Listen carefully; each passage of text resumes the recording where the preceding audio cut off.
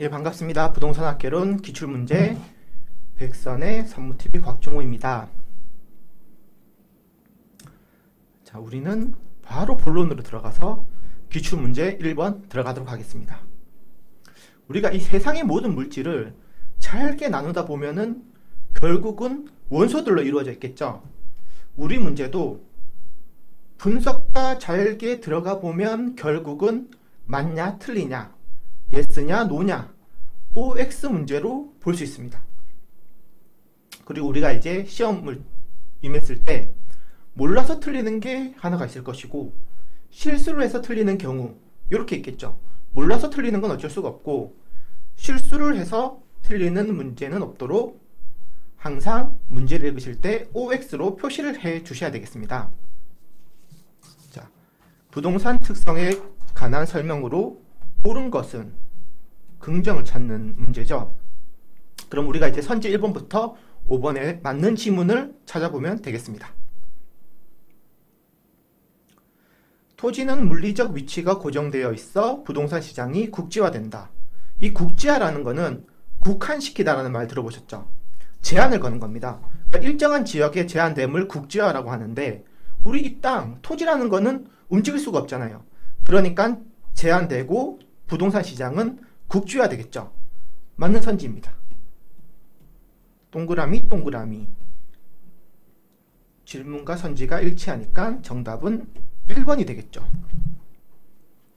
그럼 이제 뭐 2번이나 3번을 풀어보셨을 때 이렇게 X 표시를 하시고 넘어가시면 되겠습니다. 그럼 이제 참치쇼 마냥 기출 문제를 한번 분석해 보도록 하겠습니다. 자, 일단 우선 문제부터 보면요. 부동산 특성에 관한 설명으로 옳은 것은, 부동산 특성에 관한 문제죠. 우리가 이 부동산이라는 것은 민법적으로 정의하기를 토지와 그 정착물을 부동산이라고 하고, 이 부동산은 특별한 성질을 가지고 있는데, 이 성질을 자연적인 특성과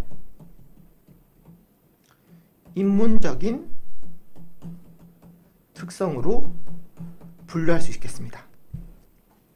자, 우리가 뭐 토지하면 자연적 특성부터 볼 때, 토지하면 우선 부동산은 움직일 수가 없죠. 동산은 움직일 수 있는 물건이 동산이고, 부동산은 움직일 수 없는 동산이 아닌 것이기 때문에 고정성이 있습니다. 이것을 우리가 바로 부동성이라고 합니다.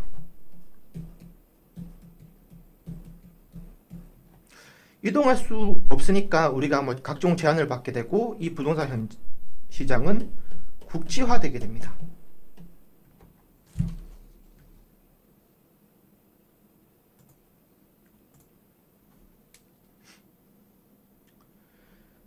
그리고 우리 이제 부동산이라는 것은, 이 토지는 우리가 생산이 불가능합니다. 증가시킬 수 없다고 해서 이러한 성질을 증가를 시킬 수 없다. 부중성이라고 합니다. 이것은 희소성이 기이한 것으로 모든 부동산의 근본적인 문제 원인이라고 할 수 있겠죠. 그런데 이 매립을 하든지 아니면 이제 뭐 개간을 하는 것은, 이것은 이제 자원의 이용 전환이라고 하는 것이지 토지 부중성의 예외라고 할 수는 없는 겁니다. 자, 우리가 세 번째로, 모든 우리 부동산은 부동산끼리 100% 동일할 수가 없습니다. 그러니까 동질할 수도 없고 대체할 수도 없다. 이것을 개별성이라고 합니다. 비동질성, 비대체성.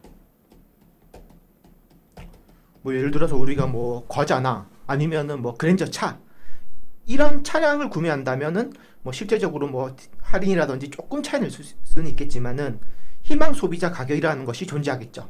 그런데 우리 부동산은 그럴 수가 없습니다. 그리고 내가 산 그랜저와 선생님이 산 그랜저는 동일한 성능의 동일한 가치의 차량이지만 부동산은 그럴 수가 없죠. 때문에 일물일가의 법칙이 적용되지 않습니다.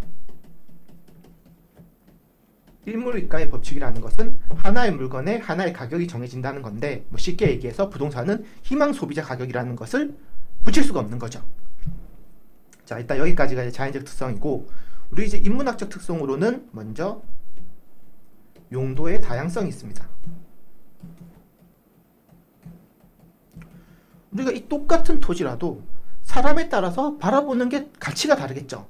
그러니까 동일 토지라도 용도에 따라서 다르게 사용할 수 있고, 가장 적합하게 사용하는 최유효 이용이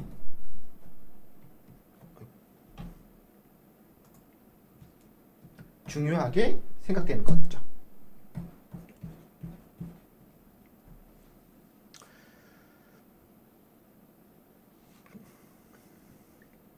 그리고 우리 부동산은 이용 목적과 법률에 따라 토지를 합병하거나 분할할 수 있습니다. 그러니까 이제 분합성이라고 이것을 하죠. 분합성. 그리고 또다시 사회적으로, 경제적으로나 환경적으로 변화할 수 있는 가변성을 가지고 있습니다. 자, 우리가 이렇게 이제 부동산 특성에 대해서 간략하게 분석해 보았고, 문제를 공부했으니까 선지로 넘어가도록 하겠습니다. 자, 1번 선지. 토지는 물리적 위치가 고정되어 있어 부동산 시장이 국지화된다. 우리가 이 선지를 보실 때는 항상 선지를 나누셔야 됩니다. 나눠서 앞이 맞고 뒤도 맞는지, 아니면 앞은 틀렸는데 뒤는 맞는지, 이 관계도 한번 보셔야 되거든요. 부동산은 토지는 물리적 위치가 고정되어 있죠. 그래서 부동산 시장은 국지화됩니다. 이건 이제 고정성에 대한 문제인데, 우리가 이제 이 토지는 고정되어 있잖아요. 움직일 수가 없어, 토지를. 그러면 이것을 조금 고급스럽게 우리는 이동할 수 없다고 해서 부동성이라고 하고, 이 부동성 때문에 부동산 시장이 국지화된다고 제가 말씀드렸죠.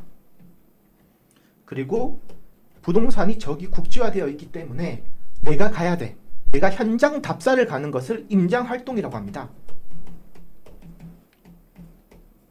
이거 이제 현장 답사를 임장활동이라고 하고, 그리고 부동산 시장은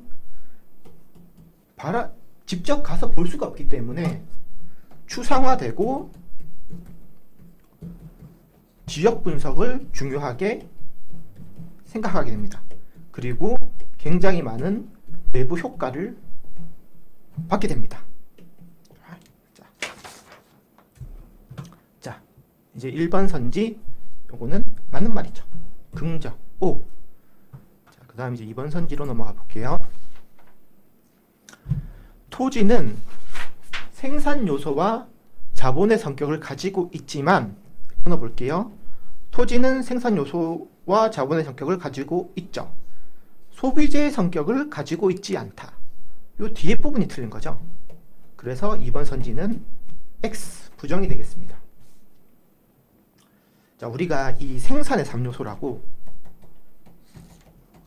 생산의 3요소는 바로 뭐냐? 노동과 자본과 토지입니다. 그리고 이 자본과 토지는 조금 공유하는 성격이 같이 있어요. 그리고 이 소비재라는 것은 소비하는 재화인데, 우리가 이 토지도 하나의 우리가 재화로서 소비를 하고 있죠.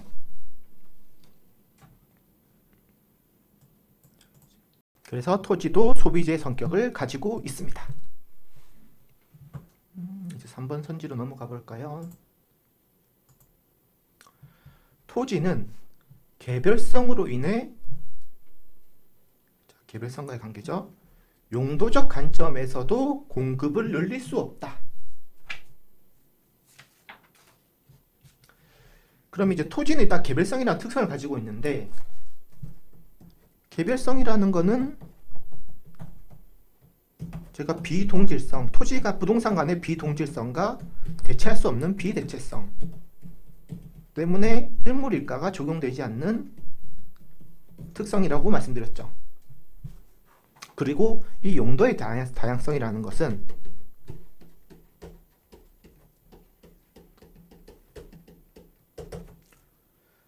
용도를 변경해서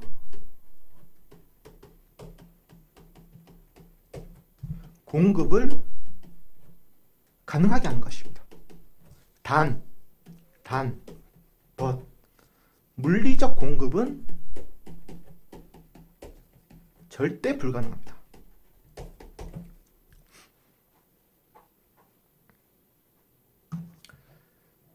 때문에 3번 선지는 개별성이 아닌 부중성으로 인해서 공급에 대해서 이야기해야 될 것이고, 용도적 관점에서는 공급을 늘릴 수가 있기 때문에 이게 만약에 이제 뒤에 부분이 틀린 거죠. 그래서 3번 선지도 X가 되겠습니다. 그러니까 이제 특정 용도의 공급은 우리가 앞에 설명드렸던 인문적 특성 중에 용도의 다양성이 기인해서 가능할 수 있는데,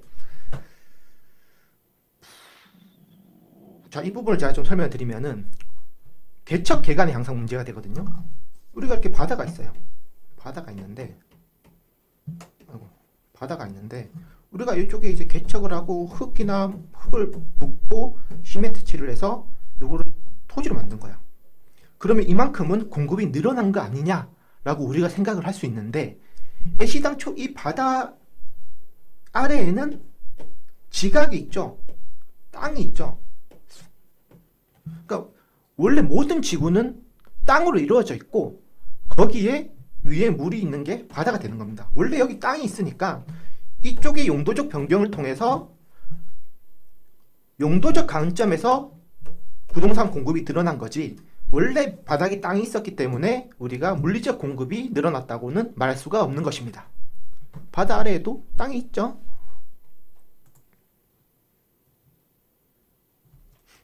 자, 이제 4번 선지로 넘어가 볼게요. 토지의 부중성으로 인해 토지 공급은 특정 용도의 토지에 대해서도 장단기적으로 완전 비탄력적이다.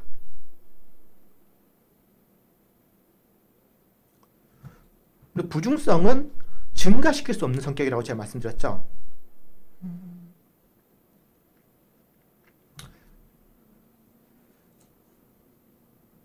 토지의 부중성으로 인해서 토지 공급은 특정 용도의 토지, 장단기적으로 완전 비탄력적이다. 특정 용도의 토지에서는 우리가 인문학적 특성의 용도의 다양성에 기인해서 이건 가능하죠. 그런데 완전 비탄력적이라는 거는, 이 완전 비탄력적이라는 게 이게 무슨 의미냐면, 이 완전 비탄력적이라는 것은 원인 변수가 변해도 결과 변수가 고정된다는 의미인데, 이제 우리 이 탄력적과 비탄력성에 대해서는 제가 이제 조금 뒤에 한번 자세히 다루도록 하고, 오늘은 딱 이것만 딱 기억해 주세요. 완전 비탄력적이라는 것은 원래 이 원인 변수가 변하면 이거에 따른 결과가 변하겠죠. 그런데 아무리 이것이 변화하더라도 결과는 고정되어 있는 거죠. 그것을 완전 비탄력적이라고 하는 것인데, 우리가 개간 토지를 굉장히 원하고 있어. 굉장히 원하고 있어서 그에 대한 개발이 일어난다면 용도의 다양성이 기인해서 매립이라든지 개척을 통해서 장기적으로 봤을 때는 공급이 가능하죠. 그런데 완전 비탄력적이라고 했으니까 4번 선지는 X가 되겠습니다. 자, 이 부분은 조금 뒤에 이제 탄력성에 대해서 다시 공부하시고 보시면은 좀 이해가 좀 잘 되실 것 같습니다. 자, 이제 5번 선지로 넘어가서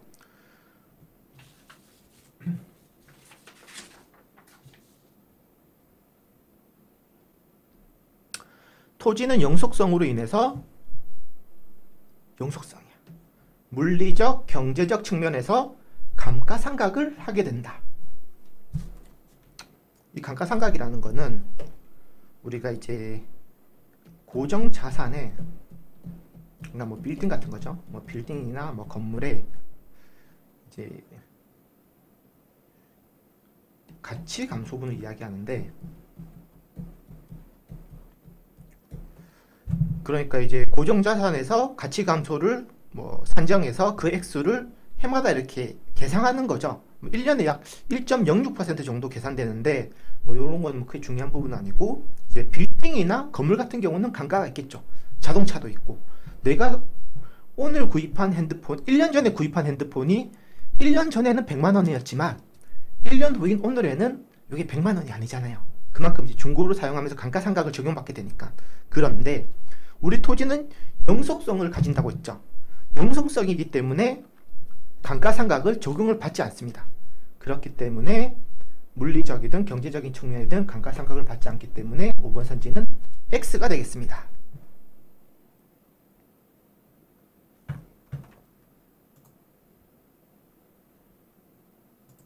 자, 이제 좀 유사한 문제풀이로 좀 넘어가 볼게요. 1-1번 토지의 특성에 관련된 설명으로 옳은 것을 모두 고른 것은 옳은 것은 항상 문제를 푸실 때 OX를 적어주세요. 개별성은 토지 시장을 불완전 경쟁 시장으로 만드는 요인이다. 우리가 이제 불완전 경쟁 시장을 알기 위해서는 완전 경쟁 시장을 아셔야 되거든요.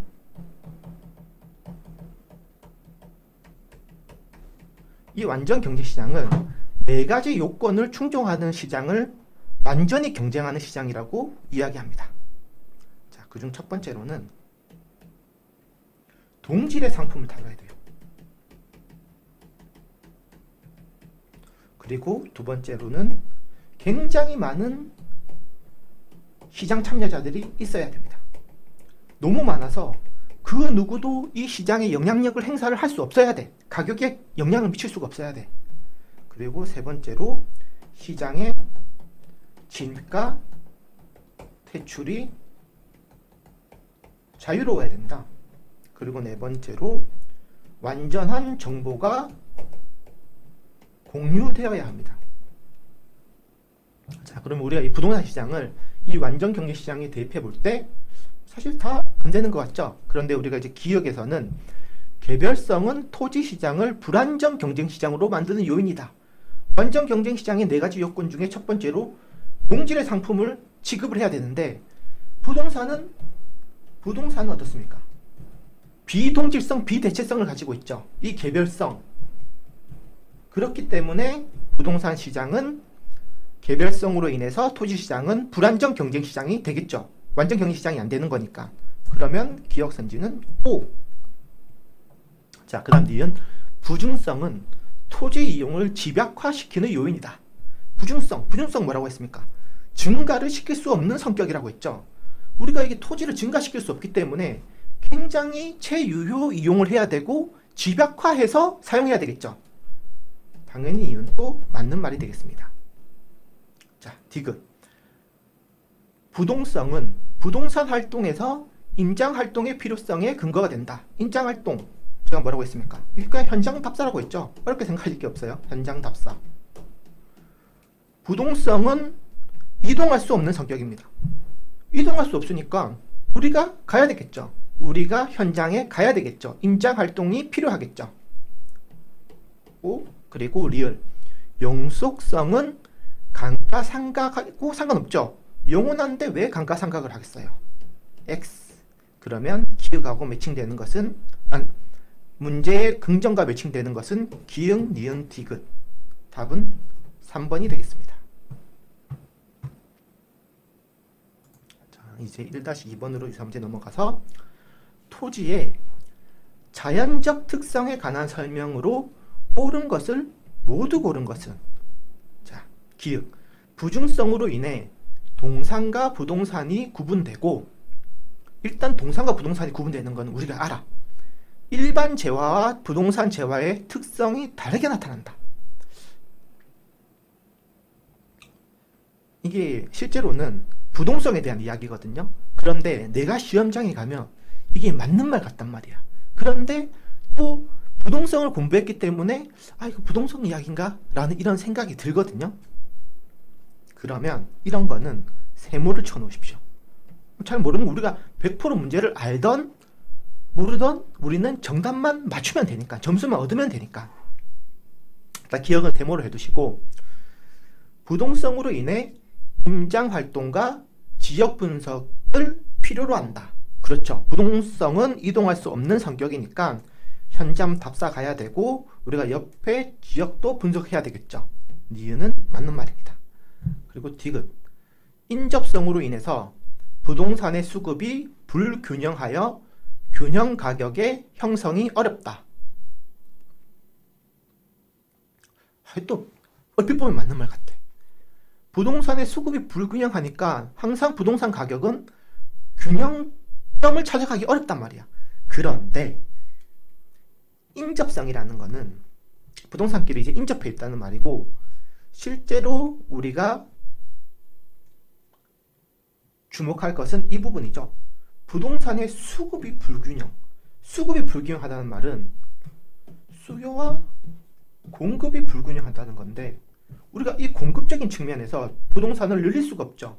이거는 뭐하고 관련된 겁니까? 우리가 증가를 시킬 수 없는 성격. 부중성하고 관계된 거죠. 때문에 인접성이 아니라 부중성 때문에 수급이 불균형하여 균형 가격의 형성이 어려운 겁니다. 자, 그리고 리을로 넘어가서 개별성으로 인해서 일물이가 법칙의 적용이 배제되어, 맞는 말이죠? 앞에 거 맞아요.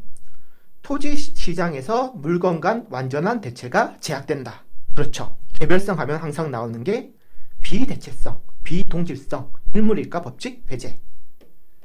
그러면 우리가 이 1번부터 5번 선지가 다 2개씩 짝지어져 있단 말이에요. 니은, 니을은 오고 기역은 잘 모르겠어. 그러면 당연히 니은, 니을을 답으로 체크해 주셔야 되겠죠. 일단 기역, 니은, 니을 중에 뭐가 틀린지를 내가 모르겠다면 디귿은 확실히 아니잖아요. 디귿을 헷갈리시면 안 됩니다. 이건 부중성이야. 수급이 불균형한 거는. 그러면 일단 디귿이 있는 선지를 모두 다 소구합니다. 그러면 1번과 4번이 맞죠? 그러면 니은은 무조건 맞는 말이고, 기역과 리을 중에서 가장 더 정답에 가까운 선지를 선택해주면 되는 거거든요. 그래서 정답은 어떻게 풀던지 4번은 우리가 도출해 내셔야 되고, 기역을 제가 다시 한번 설명드리면은, 우리가 이 부동산에서 동산과 부동산을 가장 구분하는 성격은, 동산은 항상 움직일 수가 있잖아요. 내가 옮길 수가 있어. 근데 부동산은 옮길 수가 없잖아요. 때문에 부중성이 아니라 부동성에 대한 이야기입니다. 그래서 기역선지도 오답입니다. 자, 이제 오늘 준비한 문제를 제가 다 풀어봤고요. 오늘은 이제 부동산 특성에 관한 이야기였는데, 첫 번째 문제는 2022년 기출, 두 번째 문제는 2021년 기출, 세 번째 문제는 2020년 기출입니다. 3개년 연속 부동산 특성에 관한 문제가 나왔고, 대부분 정답이 연결되어 있죠. 정수를 공유하고 있습니다. 제가 이제 단도직입적으로 제 생각을 말씀드리면은, 저는 이제 뭐 법은 모르겠고 부동산 개론만 생각해 봤을 때 기출 문제를 5회분만 풀고 가시면 저는 합격한다고 생각하거든요. 70점 이상을 획득하실 수가 있으십니다. 그런데 정말 뭐 기출문제 5개년만 보고 가도 어떻게 합격을 하냐 라고 생각하실 수 있겠지만, 이 5회분을 학습한다는 게 쉬운 일이 아닙니다. 그리고 과목도 우리가 부동산만 해서는 안 될 것이고, 기출문제는 절대적인 합격의 비법입니다. 우리 시험은 문제은행식은 아니지만 이 시험의 신뢰도와 안정성을 생각해 볼 때 출제자 입장에서는 기출문제를 토대로 출제를 안 할 수가 없습니다. 때문에 우리가 이 기출문제 분석을 통해서 어떻게 학습해야 되는지 이 시험에 나침반이 되어드리고, 그리고 이 객관식 시험은 객관식 문제를 통해서 공부하는 것이 가장 효율적입니다. 아니, 내가 이 기본서를 다 마스터한 다음에 문제를 풀어야지 라고 생각하시면 그런 날은 절대로 오지 않습니다. 5년 10년 뒤에 후회하지 마시고 문제를 통해서 공부하시는 것을 추천드리고, 설령 오늘 처음 공부하시는 분이더라도 본 강의 충분히 얻을 것이 있다고 생각합니다. 복습도 하지 마시고요. 2번, 3번 편하게 시청을 해주시고, 3번 들어도 모르신다. 그러면 그거는 이제 제 잘못이죠. 자, 오늘 1강 이렇게 마무리하며 또 이제 2강에서 뵙도록 하겠습니다. 감사합니다.